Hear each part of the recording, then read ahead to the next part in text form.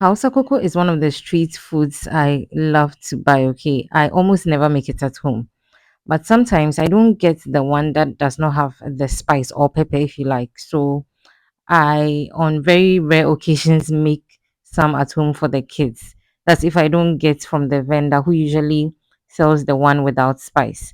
So today I'll be showing you how I make it at home.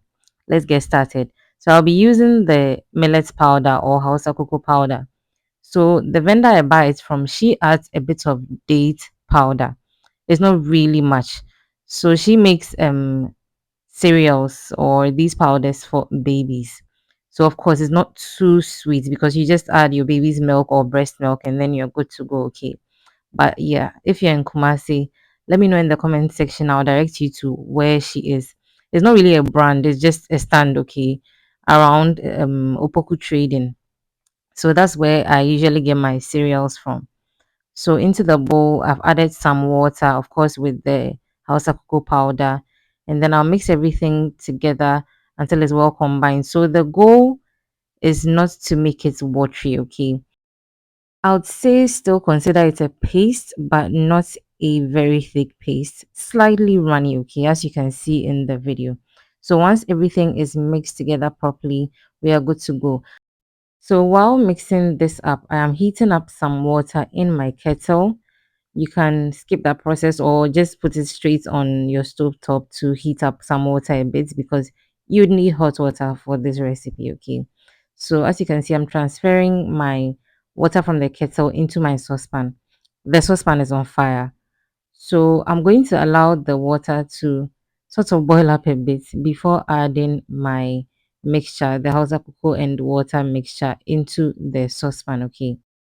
So what some people do is to do this with just hot water and no fire under the bowl or pot or whatever it is, okay?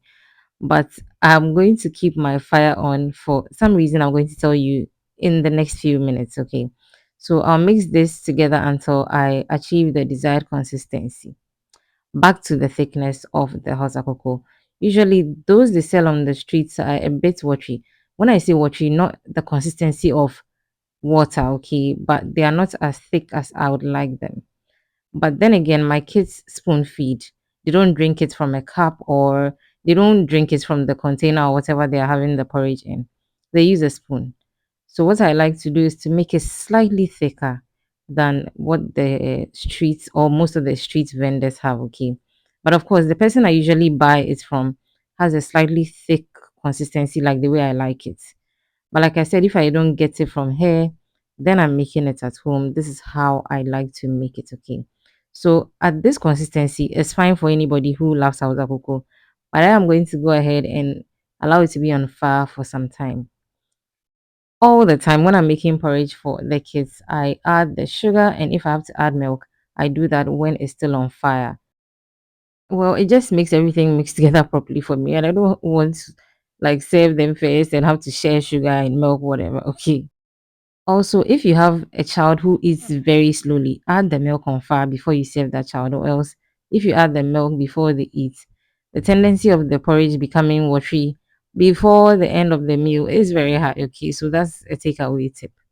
So, like I showed the consistency a few seconds earlier, it was a little light for me. So, I allowed this to be on fire for a few more minutes and then I was okay with the consistency of the porridge. So, I'm going to show you how I like it in this place. Okay. So, as you can see, yeah, this is the perfect consistency I'm looking for. So I'm going to go ahead and dish out. So with Hausa cocoa as well, especially the ones that you make at home, I don't know about the street vendors own, but when you make this and you serve and you allow it to cool down a bit, it thickens up further. So make it the consistency that you like it, but a little less thick. I don't know if I'm making sense. I'm sure I am okay. Yeah, again, once it cools down a bit, to become slightly more thicker. You. So yeah, let's keep moving. So like I said, I served them and allowed this to cool down. This was for breakfast, by the way. So after they had freshened up and everything, it was ready for them to enjoy. Let me know how you make your Hausa cocoa at home. You use the paste or the powder, or are you one of the Hausa cocoa from scratch people? Let me know in the comment section. I would love to read those comments, okay? Also, give me a thumbs up on this video, share when you are done watching, and subscribe if you haven't already, okay? And until I see you again with another recipe, as always, keep blooming.